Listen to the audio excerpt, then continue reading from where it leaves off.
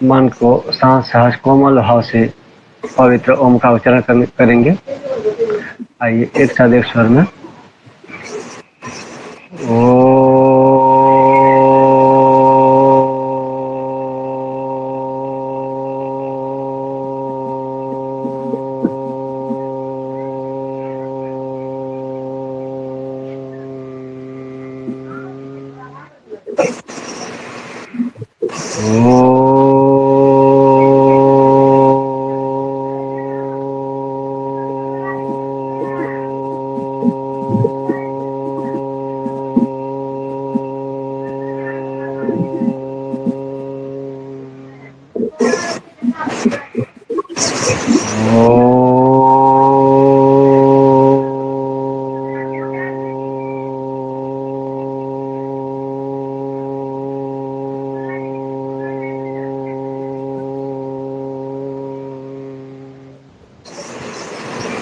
गायत्री महामंत्र। ओम भूर्भुवः स्वः तत्सवितुर्वरेण्यं भर्गो देवस्य धीमहि धियो यो नः प्रचोदयात्। ओम शांति शांति शांति। दोनों हाथों को आपस में रब करके आंखों में लगाएंगे और ऊर्जा को महसूस करेंगे।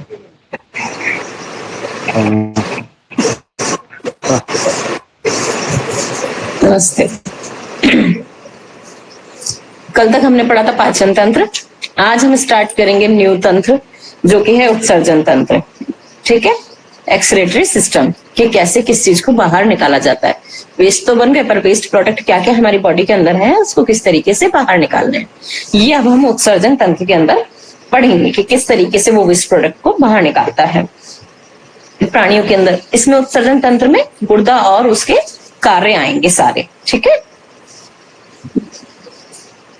अब प्राणियों द्वारा शरीर में निर्मित हानिकारक एवं विषैले अपशिष्ट पदार्थों को शरीर से विसर्जित करने की जैविक प्रक्रिया को उत्सर्जन कहते हैं।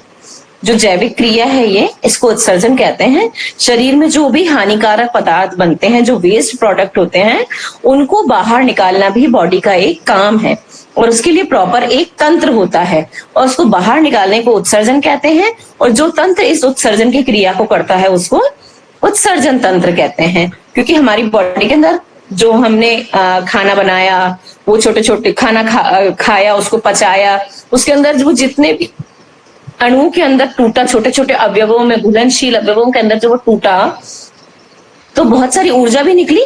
कुछ ऐसी चीजें भी बनी जो हम अवशोषित नहीं कर सकते जब वो हमारे यूज की नहीं है, तो वो वेस्ट प्रोडक्ट हो गया। और वो वेस्ट प्रोडक्ट किस तरीके से बाहर निकाला जाता है ये हम उत्सर्जन तंत्र पढ़ेंगे। और जो वेस्ट प्रोडक्ट है उसका क्या करते हैं, उत्सर्जन कर देते हैं, बाहर निकाल देते हैं एक्सक्रीटरी सिस्टम के द्वारा, मतलब उत्सर्जन तंत्र के द्वारा।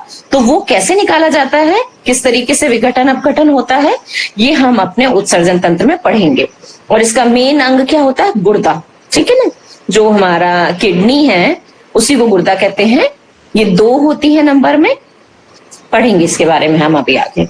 देखो, शरीर की कोशिकाओं के उपाचक के फलस्वरूप शरीर में एकत्रित जटिल यौगिकों के अंदर जैसे ammonia, carbon dioxide, urea, uric acid आदि का पदार्थों का कुछ अपशिष्ट तत्व होते हैं और ये विघटन होता है इनका और फिर निर्माण होता है। विघटन में निर्माण होता है, तो टूटती है ना चीजें, तब फिर उनका निर्माण होता है।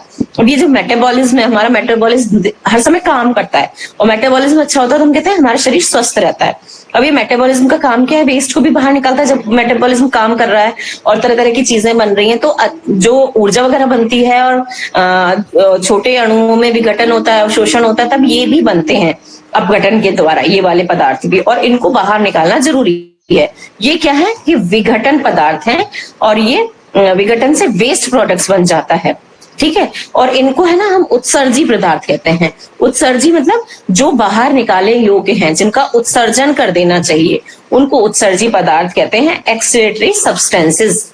ठीक है। और ये एक्सक्रीटरी सब्सटेंस हमारे एक्सक्रीटरी सिस्टम के द्वारा बाहर निकाले जाते हैं। उत्सर्जन तंत्र के द्वारा इनको हम थ्रो आउट कर देते हैं अपनी बॉडी से, क्योंकि ये भी बाहर जाने जरूरी हैं। अगर ये बाहर नहीं जाएंगे, हमारी बॉडी के अंदर टॉक्सिन्स बढ़ते जाएंगे, गंदगी बढ़ती जाएगी, हमारी बॉडी काम नहीं कर पाएगी प्रॉपरली, अंग काम नहीं कर पाएंगे। आपने देखा है कि जब किडनी काम करना बंद कर देती है तो क्या करते हैं, उसे आर्टिफिशियल रूप से काम करवाते हैं, डायलिसिस करते हैं उसका। तो वो जब अपने आप नहीं कर पा रही है तो क्या करते हैं हम, आर्टिफिशियल तरीके से उसको काम करा करके उसका काम दूसरी सिस्टम करता है, दूसरी मशीनें करती हैं, और फिर वो शरीर का वेस्ट बाहर निकाला जाता है। इतना जरूरी होता है शरीर का वेस्ट बाहर निकालना कि अगर आप नहीं निकालोगे तो आपका जीवित रहना असंभव है। इसलिए ये जो उत्सर्जी तंत्र है, उत्सर्जन तंत्र है, इसका एक बहुत महत्वपूर्ण योगदान है हमारे शरीर के स्वस्थ रहने में और हमारे जीवित रहने के अंदर, कि हम जीवित उसमें किस प्रकार से रह सकते हैं। ये काम हमारा उत्सर्जी तंत्र करता है। ठीक है, उत्सर्जन तंत्र किसे कहते हैं अभी मैंने बस बता दिया, पर चलो हम इसकी डेफिनेशन पढ़ते हैं कि उत्सर्जन तंत्र किसे कहते हैं। उत्सर्जी पदार्थों को लंबे समय तक शरीर में रखना स्वास्थ्य के लिए हानिकारक सिद्ध होता है। अभी मैंने बताया कि हानिकारक होता है, इसलिए शरीर में अंग समूह के माध्यम से इन पदार्थों को शरीर के बाहर विसर्जन कर जाता है। तो हमारे शरीर के विभिन्न अंग या फिर अंग के समूह ऐसे हैं जिनसे कि हमारी बॉडी इन सारे बेकार प्रोडक्ट्स को इकट्ठे करती है, हानिकारक तत्वों को, और बाहर फेंक देती है, बॉडी से बाहर उसको निकाल देती है, विसर्जन कर देती है। तो उससे क्या होता है, हमारा शरीर स्वस्थ रहता है, नहीं तो ये हानिकारक होते हैं हमारे स्वास्थ्य के लिए। इस प्रक्रिया में शामिल अंग समूहों को सामूहिक रूप से उत्सर्जन तंत्र कहते हैं। इस प्रक्रिया में जितने भी अंग और अंगों का समूह काम करता है उसे इकट्ठे एक रूप के अंदर सामूहिक रूप से उसे उत्सर्जन तंत्र कहा जाता है। अब इस उत्सर्जन अंग के अंदर क्या क्या आते हैं, तंत्र के अंदर क्या क्या आते हैं, कौन कौन से अंग आते हैं, किस किस जगह लोकेटेड हैं, मतलब इनकी एनाटॉमी और फिजियोलॉजी क्या क्या है, ये हम सब इसके अंदर पढ़ेंगे। ध्यान से पढ़ना सभी लोग, बहुत ही इंपॉर्टेंट है ये। उत्सर्जी पदार्थों का वर्गीकरण। अभी उत्सर्जी पदार्थों का सबसे पहले अलग अलग कर रहे हैं, इनको वर्गीकरण कर रहे हैं, इनका वर्गीकृत कर रहे हैं इनको अलग अलग श्रेणियों में। तो प्राणी के उत्सर्जी पदार्थों में उपस्थित तत्वों के आधार पर उत्सर्जी पदार्थों को दो भागों में विभाजित किया गया है। अभी ये लोग इसको दो भागों में डिवाइड कर रहे हैं। एक तो हो गया कार्बनिक उत्सर्जी पदार्थ और एक हो गया नाइट्रोजनी उत्सर्जी पदार्थ। ये दो तरीके के हो गए, एक नाइट्रोजनीकृत होता है, एक कार्बनिक होता है। दोनों की ही प्रकृति अलग अलग होती है। अब देखो हम पहला वाला पढ़ते हैं, इसके अंदर कार्बनिक वाला फर्स्ट है। कार्बनिक उत्सर्जी पदार्थों के मुख्यतः कार्बन डाइऑक्साइड गैस आती है। इसमें मुख्यतः क्या आता है, कार्बन डाइऑक्साइड आती है, जिसकी प्रकृति अम्लीय होती है। ये अम्लीय प्रकृति की होती है। इन पदार्थों की कोशिकाओं को अधिक समय तक रखने के फलस्वरूप अम्ल का निर्माण के कारण कोशिकाओं की क्षति हो जाती है। अगर इसको ज्यादा देर तक रखा जाएगा बॉडी के अंदर, सेल के अंदर, तो क्या होगा, वहां अम्ल का निर्माण हो जाएगा और कोशिका की क्षति हो जाएगी, मतलब वो वेस्ट हो जाएगी, खत्म हो जाएगी कोशिका। क्योंकि अम्ल क्या करता है, गला देता है ना, खत्म कर देता है। इसीलिए तो हमने पाचन तंत्र बारे में पढ़ा था कि उसके अंदर श्लेष्मा की परत होती है जो उसे अम्लीय प्रकृति से उसका बचाव करती है, उसको सुरक्षित रखती है। सेम यही बात है कि अगर आप उसको नहीं रखेंगे तो ये प्रॉब्लम ऑकर होगी। ठीक है ना। कार्बन डाइऑक्साइड गैस श्वसन क्रिया से निर्मित होती है। जब श्वसन होता है तो ऑक्सीजन अंदर जाती है और कार्बन डाइऑक्साइड जब क्रिया करके बाहर निकलती है तो वो कार्बन डाइऑक्साइड होती है, और उसको बाहर निकालना बहुत ज्यादा जरूरी है। तो श्वसन तंत्र के माध्यम से ऐसे शरीर से बाहर निकाल दिया जाता है। तो श्वसन तंत्र के माध्यम से क्या करते हैं, जैसे हम अंदर लेते हैं सांस को, वैसे ही हम बाहर लेते हैं और उसको बाहर निकाल देते हैं अपने श्वसन तंत्र के माध्यम से। ठीक है। नाइट्रोजनी उत्सर्जी पदार्थ क्या होते हैं, सेकंड नंबर पे आता है हमारा नाइट्रोजनी उत्सर्जी पदार्थ। जीव जंतुओं द्वारा उत्सर्जित होने वाले नाइट्रोजनी अपशिष्ट पदार्थों में मुख्य रूप से क्या आता है, अमोनिया आता है, यूरिया आता है, यूरिक एसिड आता है। ये सारी चीजें इसके अंदर नाइट्रोजनी पदार्थ के अंदर, अपशिष्ट पदार्थ के अंदर, उत्सर्जी पदार्थ के अंदर आती है। इनमें अमोनिया सबसे अधिक विषैला होता है, जिसमें अमोनिया सबसे अधिक विषैला है, जिसके उत्सर्जन के लिए अधिक जल की आवश्यकता होती है। इसके लिए पानी ज्यादा चाहिए, नहीं तो ये डिस्ट्रॉय करता जाता है जिस जगह से निकलता है। जबकि यूरिक अम्ल अपेक्षाकृत कम विषैला होता है, जबकि ये जो यूरिक एसिड होता है वो कम विषैला होता है। बट अगर यूरिक एसिड भी बढ़ता है तो क्या होता है, हमारे सबसे पहले जोड़ खराब होते हैं कि यूरिक एसिड जाके जोड़ों में जम गया। जब हम यूरिन, किसी को जोड़ों का ज्यादा दर्द होता है तो यूरिक एसिड का टेस्ट कराते हैं कि यूरिक एसिड कितना है इनका, देखो जरा यूरिक एसिड बढ़ रहा है तो मतलब कि इनको गठिया वगैरह की बीमारी हो सकती है। कम विषैला पदार्थ है तथा इसके उत्सर्जन के लिए कम जल की आवश्यकता होती है। यूरिया के लिए ज्यादा की आवश्यकता होती है जल की, और यूरिक एसिड है उसके लिए कम जल की आवश्यकता होती है। अब उत्सर्जन तंत्र के प्रकार, कितने प्रकार हैं हमारे उत्सर्जन तंत्र के। विभिन्न प्राणियों के उत्सर्जन तंत्र द्वारा उत्सर्जित किए जाने वाले अपशिष्ट पदार्थों के आधार पर उत्सर्जन के 3 प्रकार हैं। क्या क्या है, अमोनिया उत्सर्जन, यूरिया उत्सर्जन और यूरिक अम्ल उत्सर्जन। तीनों चीजें अलग अलग हो गई, एक अमोनिया हो गया, एक यूरिया हो गया, एक यूरिक उत्सर्जन हो गया। अमोनिया का उत्सर्जन कैसे किया जाता है, अधिकांश अस्थिल मछलियां, बोनी फिश जो होते हैं जिनके अंदर हड्डियां होती हैं, टैडपोल और जलीय कीट नाइट्रोजन युक्त अपशिष्ट पदार्थों का अमोनिया के रूप में उत्सर्जन करते हैं। उनका जो अपशिष्ट पदार्थ होता है वो अमोनिया के रूप में उसको बाहर निकाल देते हैं। उनकी इस प्रकृति को अमोनिया उत्सर्जीकरण कहते हैं। उनकी इस प्रकृति को क्या कहते हैं, अमोनिया का उत्सर्जीकरण कहा जाता है। अमोनिया के अणु जल में शीघ्रता से घुल जाते हैं, इसलिए वे आसानी से झिल्ली अवरोधकों को पार कर लेते हैं। वो पानी में जल्दी से घुल जाते हैं, घुलनशील होते हैं, इजी डिसॉल्वेबल। तो वो क्या करते हैं, जल्दी से घुल जाते हैं और झिल्ली से बाहर निकल जाते हैं। और कोमल शरीर वाले अकशेरुकी प्राणियों में अमोनिया शरीर की संपूर्ण सतह से निकलकर चारों ओर स्थित जल में घुल जाती है।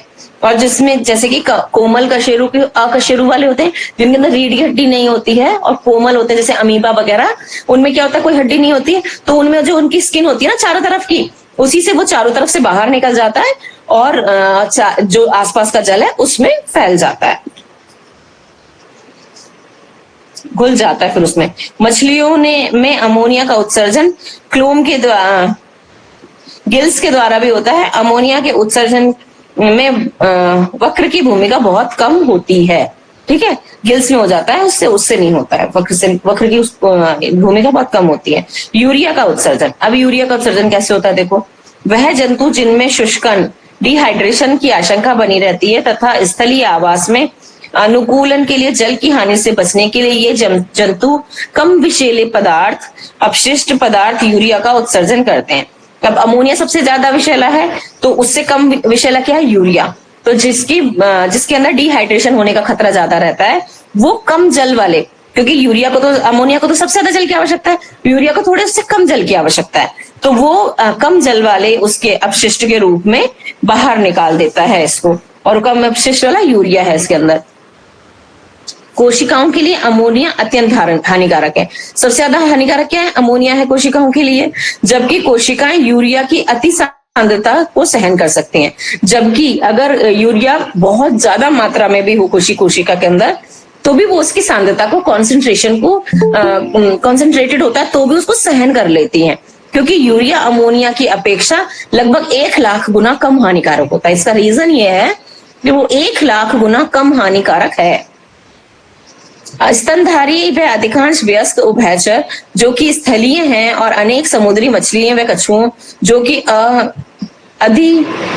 अधिपरासरणी वातावरण में जल संरक्षण की समस्या का सामना करते हैं, वे यूरिया का उत्सर्जन करते हैं। जितने भी स्तनधारी हैं, वयस्क हैं, उभयचर हैं, उभयचर मतलब जो जल में भी रहते हैं, थल में भी रहते हैं, उनके समुद्री कछुए मछली वगैरह ये जो सारी चीजें हैं, ये जल संरक्षण की समस्या का सामना कर रहे हैं ना, इसलिए ये यूरिया का उत्सर्जन करते हैं। क्योंकि यूरिया थोड़ा कम नहीं, बहुत कम हानिकारक है अमोनिया से। 1 लाख गुना बता दिया ना इन्होंने, तो 1 लाख गुना तो बहुत बड़ी बात होती है ना, 1 लाख गुना कम हानिकारक है, इसलिए हम यूरिया का उत्सर्जन करते हैं। यकृत में यूरिया का निर्माण कर उपाचपी चक्र के द्वारा यूरिया या ऑर्थिनीन चक्र का यूरिया मिलकर डाइऑक्साइड कार्बन व अमोनिया जिसमें है होता है कि द्वारा पहुंचाया जाता है, वृक्कों तक पहुंचाया जाता है यूरिया द्वारा इसके परिसंचरण तंत्र में, ठीक है ना।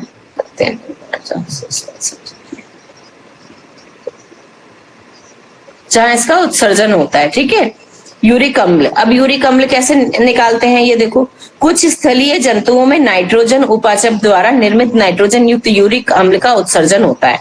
ठीक है, मतलब मेटाबॉलिज्म में जब उनका चलता है तो नाइट्रोजन का भी उत्सर्जन होता है। इन अम्ल जंतुओं में जल की न्यूनतम मात्रा का ह्रास होने देता है, और ये जल वाले जंतुओं में जल की न्यूनतम यह अम्ल जंतुओं में जल की न्यूनतम मात्रा का ह्रास होने देता है, मतलब कम से भी कम मात्रा का उसमें नुकसान होता है। इसलिए ये जो यूरिक अम्ल होता है वो यूरिक अम्ल की जल में विलेयता अमोनिया व यूरिया की तुलना में अत्यधिक कम होती है, और जल में जो विलेयता है, घुलने की वो है प्रकृति, वो अमोनिया और यूरिया दोनों से काफी कम होती है। इसलिए उसका उत्सर्जन एक ठोस अपशिष्ट के रूप में होता है, इसलिए वो ठोस रूप में अपशिष्ट होती है। ये तो तरल रूप में होते हैं क्योंकि ये घुल जाते हैं जल्दी से पानी में, और ये ठोस रूप में होते हैं क्योंकि ये घुलते नहीं है, अविलेय होते हैं।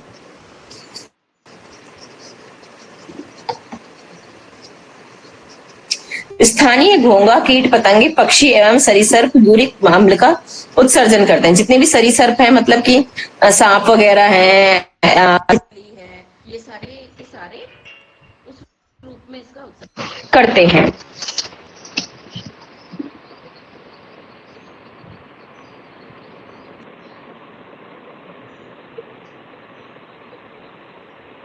गुर्दा एवं उसके कार्य। अब हम देखते हैं कि गुर्दा और उसके कार्य क्या हैं। गुर्दा, किडनी मानव शरीर का एक महत्वपूर्ण अंग है। किडनी की खराबी किसी गंभीर बीमारी या मौत का कारण भी बन सकती है। किडनी एक महत्वपूर्ण अंग है, हम सभी जानते हैं, और अगर वो खराब हो जाए तो हमारी मौत तक का कारण बन सकती है, या कोई सी गंभीर बीमारी का। इसकी तुलना सुपर कंप्यूटर के साथ करना उचित है। इसकी जो हम कंपैरिजन कर रहे हैं, अगर सुपर कंप्यूटर से भी करते हैं तो कुछ गलत नहीं है। इतना बड़ा काम ये किडनी, इतना बड़ा रोल ये किडनी हमारी बॉडी के अंदर निभाती है। ठीक है, क्योंकि किडनी की रचना बड़ी अटपटी है, और इसके कार्य अत्यंत जटिल अत्यंत जटिल हैं। क्योंकि किडनी की रचना बड़ी अटपटी है और है ना, इसके कार्य बहुत ही जटिल है, इसलिए इसे कंप्यूटर से इसकी तुलना आप कर सकते हो सुपर कंप्यूटर से। इसके दो मुख्य कार्य हैं, दो मेन इसके काम होते हैं। हानिकारक अपशिष्ट उत्पादों व विषैले पदार्थों को, कचरे को शरीर से बाहर निकालना, और शरीर में पानी, तरल पदार्थ, खनिजों के रूप में सोडियम, पोटेशियम आदि का नियमन करना। दो काम करती है, एक तो विषैले पदार्थों को, हानिकारक अपशिष्टों को बाहर निकाल देती है, और दूसरे पानी और तरल पदार्थ और खनिज लवण जितने भी होते हैं, इलेक्ट्रोलाइट का जो बैलेंस होता है उसको बनाए रखने का काम किडनी करती है। ठीक है, दो मुख्य काम इसके हो गए ये। ठीक है, किडनी की संरचना। अब इसकी संरचना क्या है हम ये पढ़ते हैं। किडनी शरीर के खून साफ कर पेशाब बनाती है, खून को क्लियर करती है और उसमें से गंदगी निकालती है और यूरिन बना देती है, यूरिन ले जाती है किडनी।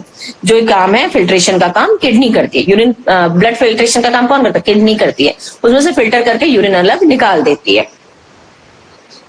शरीर से पेशाब निकालने का कार्य मूत्रवाहिनी, मूत्राशय और मूत्र नलिका के द्वारा होता है, और जो यूरिन है, जो भी पेशाब बनता है, यूरिन बनता है, उसे हम मूत्रवाहिनी के द्वारा मूत्राशय से होते हुए बाहर निकाल देते हैं, जो कि मूत्र नलिका का काम है उसे बाहर निकालना। ठीक है, स्त्री और पुरुष दोनों के ही शरीर में सामान्यतः दो किडनी होती है, सभी के दो होती है किडनी, बाय बर्थ किसी के भी ऐसा नहीं है कि नहीं होती।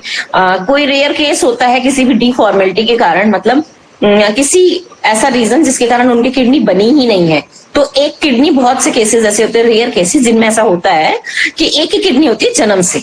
ठीक है, वो बाद में खराब हो जाना एक अलग बात है, बट जन्म से एक ही किडनी होती है। बहुत रेयर केस होते हैं, पर होते हैं ऐसे केसेस भी। आप ये नहीं कह सकते कि ऐसा होता ही नहीं है, पर जो साधारण बात है, नॉर्मली हर बंदे को दो किडनी होती है, चाहे वो स्त्री है चाहे वो पुरुष है, हमेशा जोड़े में होती हैं। किडनी पेट के अंदर पीछे के हिस्से में रीढ़ की हड्डी के दोनों तरफ, पीठ के भाग में छाती की पसलियों के सुरक्षित तरीके से स्थित होती हैं। ठीक है ना, जो छाती के नीचे होती हैं ये पीछे की तरफ होती हैं। पेट में, हमारा जो पेट है उसमें पोस्टीरियर साइड के अंदर किडनी होती है, आगे की साइड नहीं होती है। जैसे पीछे ये पोस्टीरियर साइड, तो पोस्टीरियर साइड के अंदर किडनी होती है, और ये छाती की पसलियों से सुरक्षित रहते हैं, छाती की पसलियों से एकदम सुरक्षित होती हैं और वहीं पे स्थित रहती हैं। किडनी पेट के भीतरी भाग में स्थित होती हैं, जिसमें सामान्यतः बाहर से स्पर्श करने पर महसूस नहीं होती हैं। पीछे की तरफ होती हैं, भीतर की तरफ होती हैं, पीछे और अंदर की तरफ।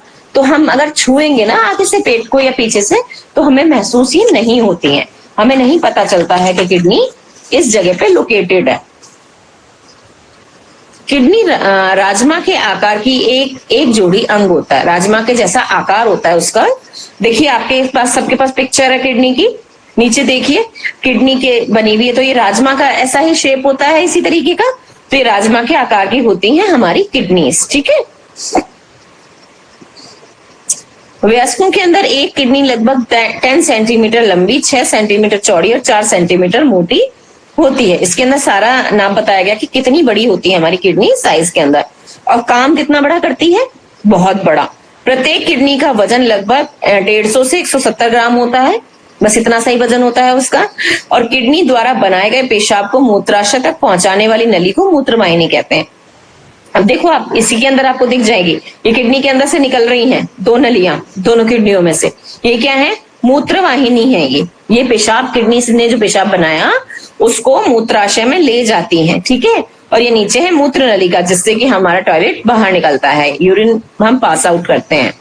किडनी द्वारा बनाए गए पेशाब मूत्रवाहिनी कहते हैं। यह सामान्यतः 25 सेंटीमीटर तक लंबी होती है। तो ऊपर देखो कितनी दूरी है इन दोनों के बीच में, मूत्राशय और किडनी के बीच में, तो इतनी लंबी फिर ये मूत्रवाहिनी होती है, जो कि 25 सेंटीमीटर के करीब लंबाई इन्होंने बताई है।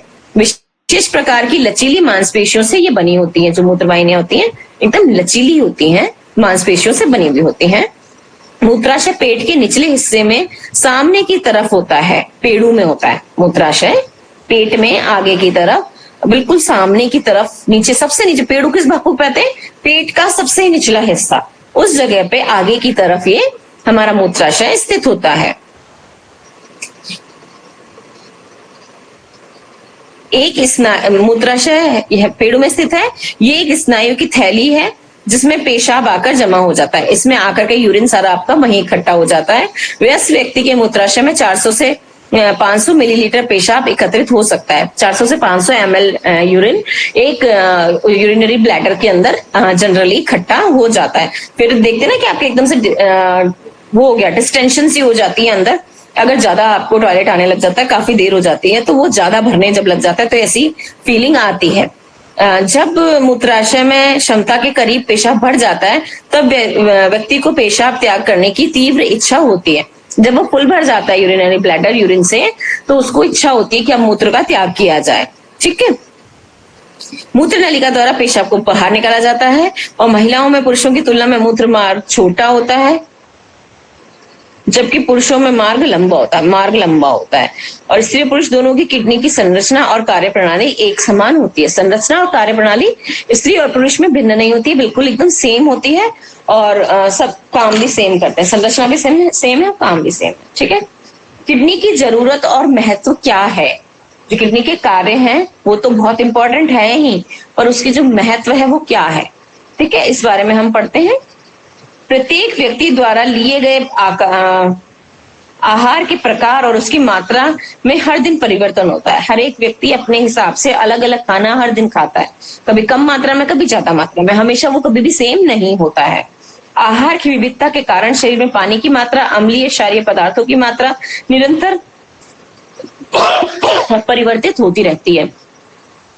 आहार की विविधता के कारण शरीर में पानी की मात्रा और ये जो अम्लीय और क्षारीय पदार्थ होते हैं, इनकी जो हमेशा क्वांटिटी होती है ना, कभी भी सेम नहीं रहती। कभी आप कैसा खाना खाते हैं, कभी आप कैसा खाते हैं, कभी ज्यादा एसिडिक खाते हैं, कभी ज्यादा क्षारीय खाते हैं, तो उनमें पानी की मात्रा का भी डिफरेंस होता है, और इन चीजों का भी, क्षारीय और अम्लीय तत्वों का भी डिफरेंस होता है।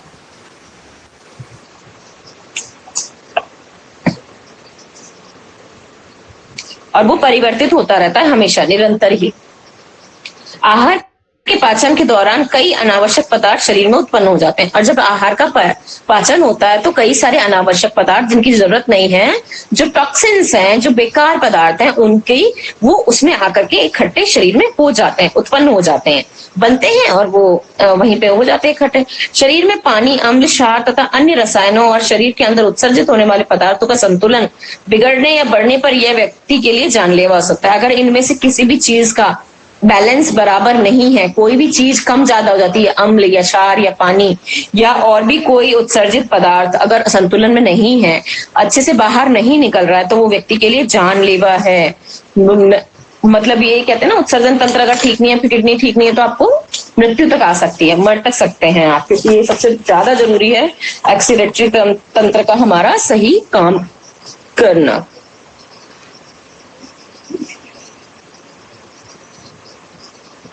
सॉरी, किडनी शरीर में अनावश्यक द्रव्यों और पदार्थों को पेशाब द्वारा दूर कर खून का शुद्धिकरण करती है। मैंने आपको पहले ही बताया किडनी का काम क्या है, फिल्ट्रेशन का काम है किडनी का, ठीक है ना।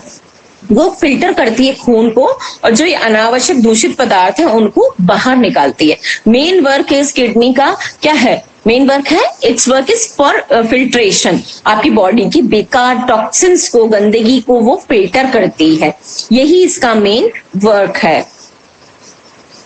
और शरीर के क्षार और अम्ल का संतुलन बनाकर खून में इनकी उचित मात्रा बनाए रखती है और अम्ल और क्षार का संतुलन बनाए रखती है। एसिड और एल्कलाइन, एसिड दोनों को बराबर मात्रा में रखती है और उसका संतुलन आपके ब्लड के अंदर बना के रखती है, आपके शरीर के अंदर बना के रखती है, ताकि आप स्वस्थ रह सको। इस तरह किडनी शरीर को स्वच्छ और स्वस्थ बनाती है। इसी तरह वो किडनी स्वच्छ बनाएगी और स्वस्थ बनाएगी। अगर स्वच्छ होगा तभी स्वस्थ रहेगा, क्योंकि स्वच्छता के बारे में हमने पहले भी पढ़ा है बहुत अच्छे से कि जब आसपास के एनवायरनमेंट की स्वच्छता की इतनी वैल्यू है, तो बॉडी के अंदर की स्वच्छता की कितनी ज्यादा वैल्यू है ना। तो वो भी एक अच्छा काम है जो कि हमारी किडनी करती है, स्वच्छ रखती है, और स्वच्छ रखने से हमारी जो शरीर है वो स्वस्थ रहता है। तो क्या हो गया, दोनों ही काम किडनी के हो गए, स्वच्छ रखने का और स्वस्थ रखने का। किडनी के मुख्य कार्य क्या है, ये देखिए। किडनी के मुख्य कार्य खून का शुद्धिकरण करना, बॉडी हमारा जो ब्लड है उसको फिल्टर करती है, शरीर में पानी और क्षार का संतुलन बनाए रखती है, रक्त और रक्तचाप, रक्त कणों और कैल्शियम पर नियंत्रण रखती है। ये सारी ही चीजों पर नियंत्रण रखना किडनी का वर्क है। किडनी का मुख्य कार्य निम्नलिखित है। खून का शुद्धिकरण, अब हम इसे थोड़ा सा अच्छे से ब्रीफ उसमें पढ़ेंगे, डिफाइन करते हैं।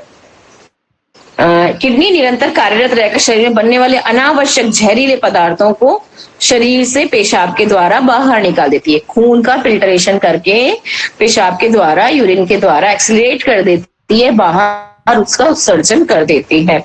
अपशिष्ट उत्पादों का निकलना, सेकंड थिंग है अपशिष्ट उत्पाद। अपशिष्ट उत्पादों को हटाकर रक्त का शुद्धि करना किडनी के सबसे महत्वपूर्ण काम है। जो सबसे महत्वपूर्ण काम है वो क्या है, रक्त की शुद्धि करना और उसके अपशिष्ट पदार्थों को बाहर निकालना किडनी का सबसे ज्यादा इंपॉर्टेंट वर्क है। और यही सबसे ज्यादा जरूरी, क्योंकि अगर वो ये काम नहीं करेगी तो हम कहते हैं किडनी फेल हो गई, किडनी काम नहीं करे। तो जब रक्त शुद्ध नहीं होगा तो वो तो दूषित हो गया, और दूषित रक्त हो गया तो न जाने कितनी भी लग जाएंगे, और फिर आप उसके साथ में जीवित नहीं रह सकते हैं।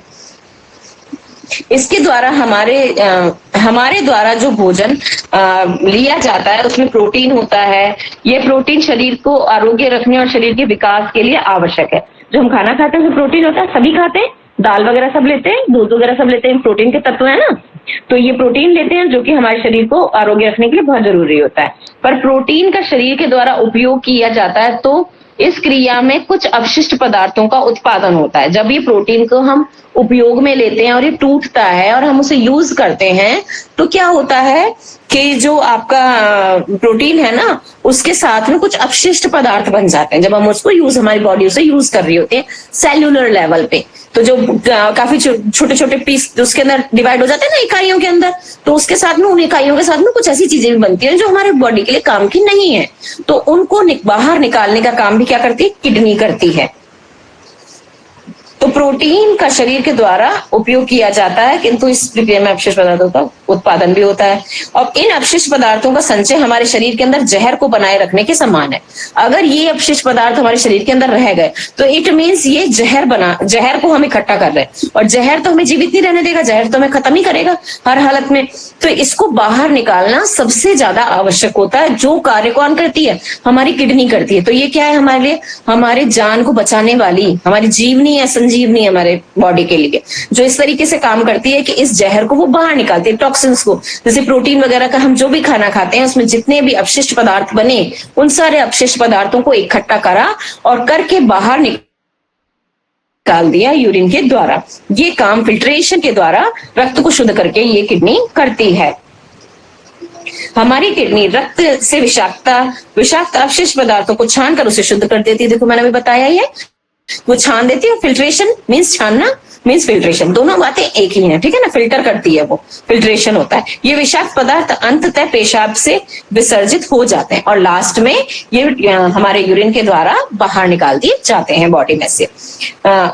कैरेटिनिन और यूरिया दो महत्वपूर्ण अपशिष्ट उत्पाद हैं। ये जो हमारे बॉडी के अंदर जब हम टेस्ट करते हैं किडनी के लिए, किसी की भी किडनी प्रॉपर्ली वर्क नहीं करती है तो आप देखेंगे कि एक तो यूरिया बहुत बन रहा होता है, उसके अंदर यूरिक एसिड वगैरह बड़े होते हैं, यूरिया बड़ा होता है, और सेकंड थिंग कैरेटिन बड़ा होता है। तो अगर कैरेटिन बढ़ने लग गया इट मीन्स आपकी किडनियां खराब होती जा रही है, मतलब कि आपकी किडनी फिल्ट्रेशन ही नहीं कर पा रही है, रक्त को शुद्ध नहीं कर पा रही है। इसलिए कैरेटिन हमारे रक्त के अंदर मौजूद है, जो कि एक विषाक्त पदार्थ है, जहर है वो हमारी बॉडी के लिए। और कैरेटिन जैसे ही बनना स्टार्ट हो गया, अगर वो बहुत थोड़ी मात्रा में तभी उसका इलाज करा लेते हैं तो बहुत बेटर रहता है, वो तुरंत सही हो जाती है और किडनी प्रॉपर्ली वर्क करने लग जाती है।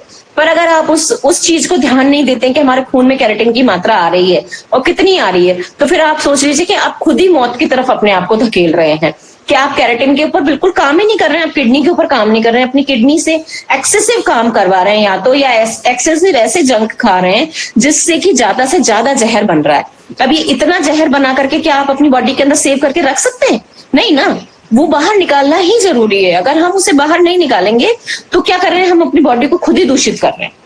और वो बाहर निकालने के लिए हमारी किडनियों का स्वस्थ होना जरूरी है। वो स्वस्थ होंगी तभी तो फिल्ट्रेशन करेंगी और वो कैरेटिन को बाहर निकाल देंगी। इसमें यही दो मुख्य पदार्थ हैं, कैरेटिन और यूरिया, जो दोनों बनते हैं। और इनको हम सबसे ज्यादा महत्वपूर्ण अपशिष्ट उत्पाद हैं जिनका बाहर निकालना बहुत ज्यादा जरूरी है। रक्त में इनकी मात्रा का अवलोकन किडनी की कार्यक्षमता को दर्शाता है। देखो जैसे मैंने भी बताया, सेम वही लिखा है कि जब हम ब्लड टेस्ट कराते हैं तो उसके अंदर किडनी के कितना कैरेटिन है और कितना यूरिया है, ये बताता है कि आपकी किडनी की कार्यक्षमता क्या है, कितना वर्क आपकी किडनी कर रही है। जब दोनों किडनी खराब हो जाती हैं तो कैरेटिनिन और यूरिया की मात्रा रक्त में परीक्षण पर उच्च स्तर पर पहुंच जाती है। जब आपकी किडनीज डिस्ट्रॉय होने आ जाती हैं, एकदम खराब हो जाती हैं, तो उसमें कैरेटिन और यूरिया की मात्रा बहुत ज्यादा आती है, उच्च स्तर होता है उसका कि वो लेवल क्रॉस कर गई है। तो इसका मतलब ये है कि आपकी किडनी खराब हो चुकी है, बिल्कुल बेकार हो गई है, अब वो काम करने लायक नहीं बचे, उनकी कार्य क्षमता ही नहीं है। इसलिए खून के अंदर उच्च स्तर पे आया है आपका यूरिया और कैरेटिन। इसीलिए पहले ब्लड टेस्ट किया जाता है। हम देखते हैं कि ब्लड टेस्ट करते हैं तो इस तरीके की चीजें निकल के आती हैं जिनकी किडनी सही से प्रॉपरली वर्क नहीं कर रही होती है। आपने देखा होगा जिनके डायलिसिस होते हैं उनके हमेशा कैरेटिन की मात्रा और यूरिया की मात्रा बढ़ी आती है ब्लड के अंदर। शरीर में पानी का संतुलन, अब इसका एक और कार्य हम सुन लेते हैं कि वो शरीर के अंदर पानी का संतुलन कैसे बना के रखती है। किडनी शरीर के लिए जरूरी पानी की मात्रा को रखते हुए अधिक जमा हुए पानी को पेशाब के द्वारा बाहर निकाल देती है। अगर हमने कभी बहुत ज्यादा मात्रा में पानी पी लिया, अगर आपने देखा हो कि जब बहुत गर्मी होती है तो हम क्या करते हैं, एक साथ ज्यादा पानी पी जाते हैं, धीरे धीरे सिप सिप करके आराम से बैठ के पानी पीने के बजाय हम खड़े खड़े 2 ग्लास एक साथ पानी पी जाते हैं। और जब ज्यादा पानी पीते हैं तो हमें ज्यादा टॉयलेट आता है, ज्यादा यूरिनेशन होता है कि आप है ना जितना ज्यादा पानी पिएंगे उतना ज्यादा आपको पेशाब आ रहा है। तो वो क्या है, एक्सेसिव हो गया वाटर हमारी बॉडी के अंदर। तो किडनी का काम क्या, उसको भी अवशोषित करेगी और निकाल के बाहर कर देगी पेशाब के द्वारा। कि इतना मात्रा में अगर पानी बॉडी के अंदर रहेगा तो जो बॉडी के ऑर्गन्स हैं वो प्रॉपर्ली वर्क नहीं कर पाएंगे। तो उसका बैलेंस बना के रखना भी हमारी किडनी का एक वर्क होता है। जब किडनी खराब हो जाती है तो वह अतिरिक्त पानी को शरीर से बाहर निकालने की क्षमता खो देती है और शरीर में अतिरिक्त पानी इकट्ठा होने के कारण सूजन हो जाती है। अगर आपने देखा हो जिनकी किडनी फेलियर्स वगैरह हो जाते हैं या किडनी कम काम कर रही होती है, बहुत कम मात्रा में काम कर रही होती है, जिनके डायलिसिस होते हैं, आपने देखा होगा उनकी पूरी बॉडी सूजी हुई होती है। उनके बॉडी में मुंह पे, फेस पे, हाथों पैरों पे बहुत ज्यादा स्वेलन होती है। अगर आपने देखा हो तो ऐसे फूले फूले होते हैं। जब आप दबाओगे, जैसे मैंने इस जगह को प्रेशर किया तो वापस तुरंत 1 सेकंड के अंदर वापस ऊपर हो गया। पर जिनका सूजन होता है उनका ऐसे दबाते ही अंदर गड्ढे हो जाते हैं उसके अंदर। तो जिस जगह आप दबाते जाओगे उस जगह गड्ढे रहेंगे, वो 10 सेकंड तक भी ऊपर नहीं आते। इसका मतलब सूजन है, इन्फ्लामेशन है।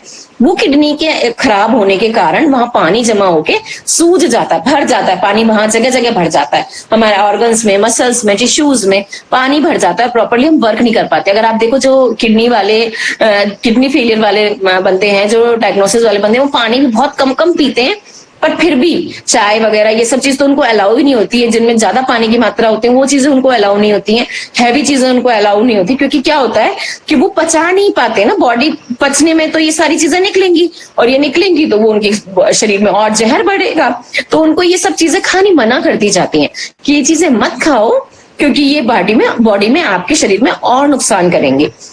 तो उनके शरीर में क्या होता है, इतना कम खाने पीने के बाद भी उनके शरीर में सूजन आती जाती है, बढ़ती जाती है, जो कि पानी की जमा होने के कारण होती है, क्योंकि किडनियों ने तो अपनी क्षमता खो दी, उनके पास तो इतनी पावर है नहीं कि वो पूरे बॉडी से उसको एक्सेसिव जो वाटर है उसको एक्सट्रैक्ट करे और बाहर निकाल दे पेशाब के रूप में। वो तो वहीं से अपना काम ही नहीं कर पा रही है, तो वो तो एज इट इज पड़ा हुआ है और वो आपकी बॉडी में जगह जगह जगह जगह फैलता जाएगा, क्योंकि जितना ज्यादा होता जाएगा वो तो बढ़ता जाएगा जगह जगह, आप उसको रोक ही नहीं सकते हैं, वो हमारी इच्छा के अनुसार तो होता नहीं है काम।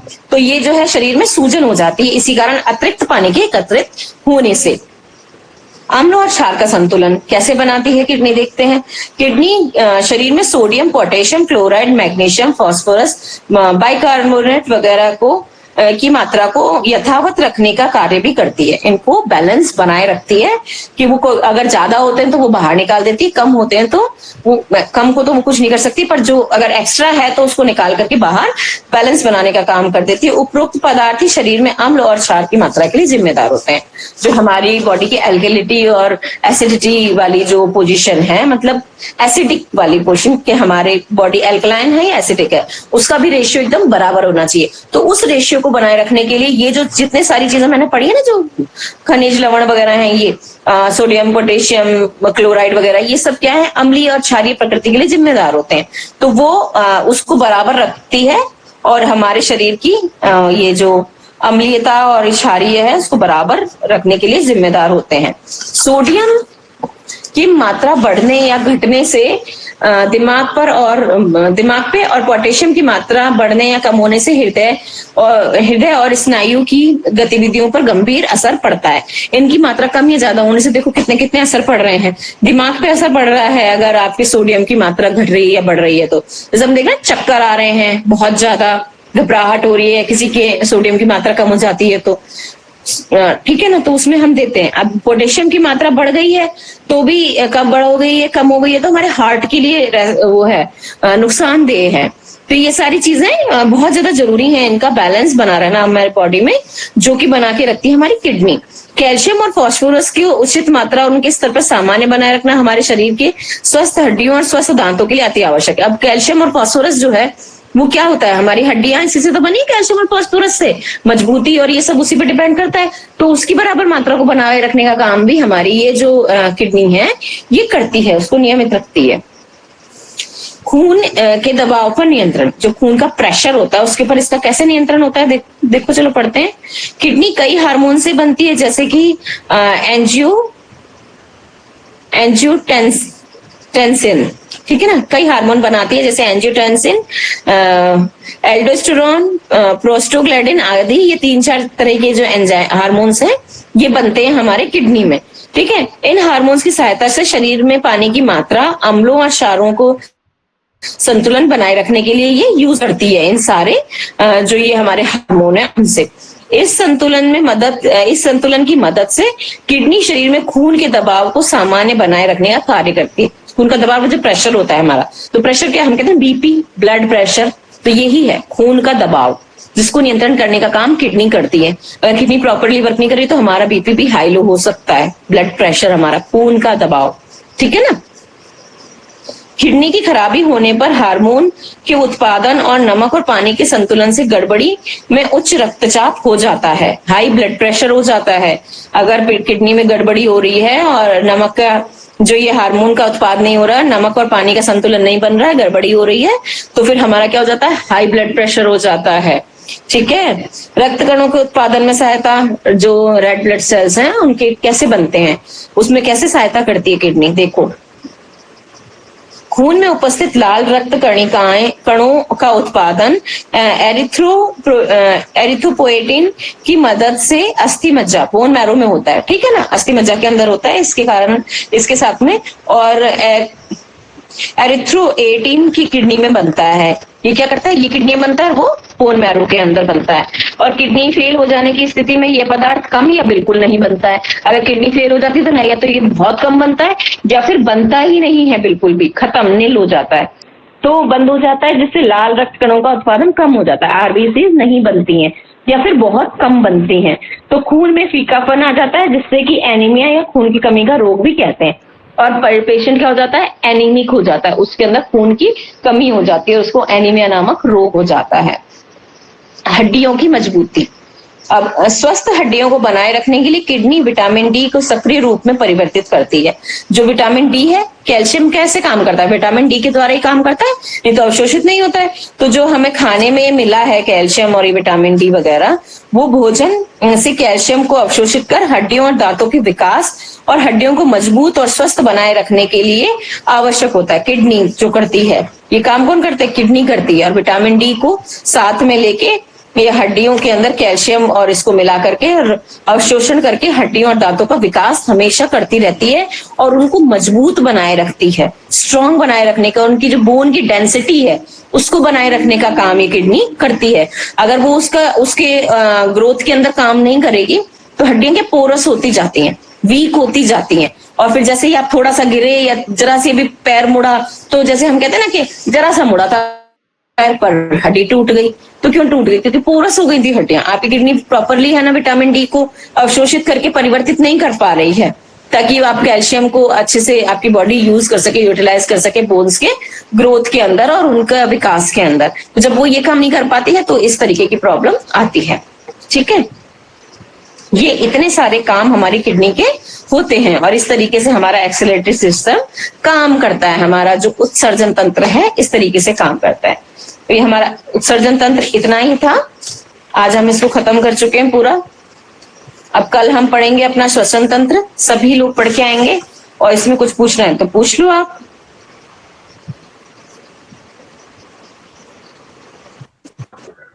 मैम, यूरिक एसिड बढ़ने से हमारे नेचुरोपैथी में क्या ट्रीटमेंट कर सकते हैं? यूरिक एसिड ना बहुत सारी चीजों से बढ़ता है, तो हम उन चीजों को खाना बंद कर देते हैं। यूरिक एसिड जिनके बन रहा होता है उनको हम दाल वगैरह बंद कर देते हैं। उनको जो लेस वाली सब्जी वगैरह होती है जैसे भिंडी है, अरवी है, ये सब बंद कर देती हैं। जो गरिष्ठ पदार्थ होते हैं वो बंद कर देते हैं। और नेचुरली है ना, हम उनको कहते हैं कि थोड़ा सा पानी ज्यादा पियो, आप बहुत ज्यादा नहीं, थोड़ा सा ज्यादा पानी पियो। और यूरिक एसिड में हम उनको कहते हैं आप थोड़ा सन बाथ लो, उससे फायदा होता है उनको सन बाथ में। और अपने ना मेटाबॉलिज्म पे काम करना पड़ता है इन सब चीज में सबसे ज्यादा, कि आपका जो मेटाबॉलिज्म है पूरा प्रॉपर्ली वर्क कर रहा हो। अगर मेटाबॉलिज्म प्रॉपर्ली वर्क करेगा ना तो यूरिक एसिड ज्यादा बनता नहीं है। और इन सब चीजों को खाना कम कर देते हैं, सनफ्लावर के सीड्स वगैरह देते हैं। और ग्वारफली नहीं देते हैं, उनको बहुत नुकसान करती है यूरिक एसिड वालों को ग्वारफली, हजम नहीं होती। राजमा नहीं देते हैं, छोले नहीं देते हैं। इस तरीके की चीजें बंद कर दी जाती हैं। ये नेचुरली खाने पीने की चीजों को चेंजेस हम जब लाते हैं तो उस तरीके की चीजें जब नहीं आती हैं तो बहुत फायदा ऐसे ही हो जाता है बॉडी के अंदर। ये नेचुरली हम यूज करते हैं यूरिक एसिड के लिए। यूरिक एसिड वाला अगर पेशेंट है तो उसके खान पान में बदलाव लाके उसको सिकाई, मालिश वगैरह ये सब तो करते ही हैं। उसके अंदर कुछ पट्टियां होती हैं, उस तरह की पट्टियां भी करी जाती हैं उनको, इस तरीके की पट्टियां करने से यूरिक एसिड बाहर निकाला जा सकता है, निकालते हैं बाहर। और मेनली तो है कि खाने पीने को सही करके कुछ एक्सरसाइज वगैरह, मतलब कुछ योगा वगैरह ऐसे होते हैं जिनसे कि सचमुच में काम होता है। अच्छा,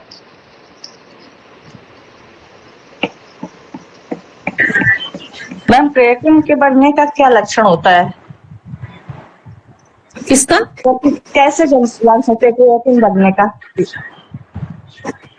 केराटिन बनने का ऐसे तो कुछ खास पता नहीं चलता है देखो, जब तक हम उसको टेस्ट नहीं करवाते, ब्लड के अंदर टेस्ट वगैरह। वैसे अगर सूजन वगैरह आ रही है, आपके बॉडी में बढ़ती जा रही है सूजन, तो ये एक मेन कारण हो सकता है कि अगर सूजन बढ़ रही है तो आप पता करो। या फिर आपके कई बार क्या होता है कि बहुत कम केसेस में होता है कि कहीं किडनी वगैरह में, पेट में, साइड में, कॉर्नर्स में दर्द हो रहा है, तो कम चीजें होती हैं ऐसी तो। पर जो मेन चीज लक्षण तो यही होता है कि आपकी बॉडी में आपको सूजन दिखाई देने लग जाती है। तो अगर सूजन दिखाई दे रही है तो हम कहते हैं कि यूरिक एसिड और केराटिन का चेक करवाइए, कि ब्लड टेस्ट करवाओ उसमें कितना आ रहा है। जी जी,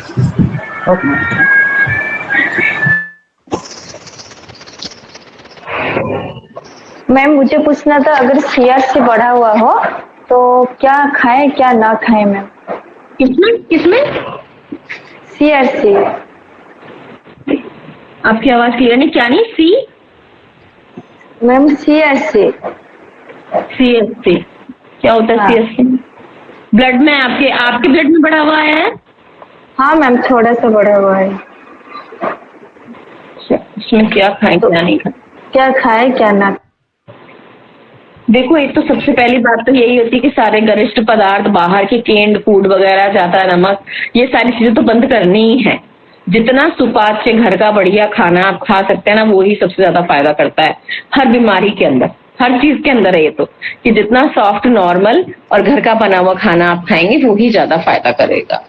तो ना खाएं में तो यही है, जितना भी बाहर का है, केंड है, मैगी वैगी है, सॉस वगैरह हैं, और स्नैक्स जितने होते हैं बाहर के, ये यूरिक एसिड में भी हम स्नैक्स और केंड फूड और ये सब कुछ मना कर देते हैं बाहर का। सेम इसी में भी यही है कि इस तरह की चीजें अगर इनमें आ रही हैं तो आप इन सब चीजों को खाना बंद कर दो, क्योंकि ये तो बॉडी को बहुत ही नुकसान पहुंचाती हैं हर तरीके से।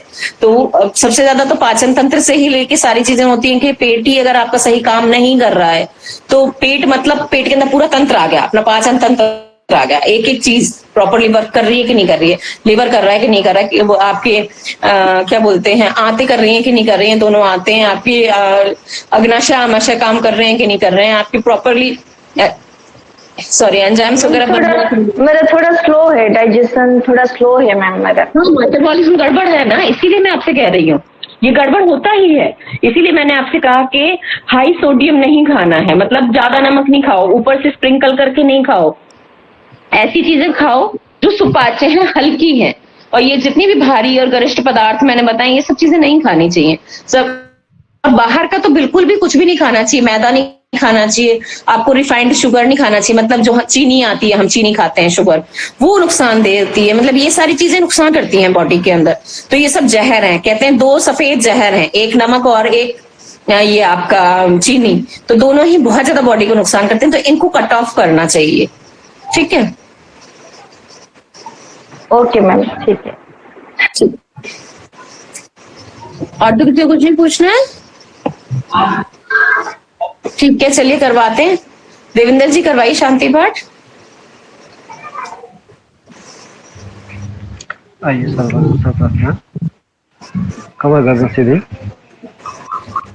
ओम सर्वे भवन्तु सुखिनः, सर्वे सन्तो निरामया, सर्वे भद्राणि पश्यन्तु, मा कश्चित् दुःखभाग् भवेत्। ओम शांति शांति शांति।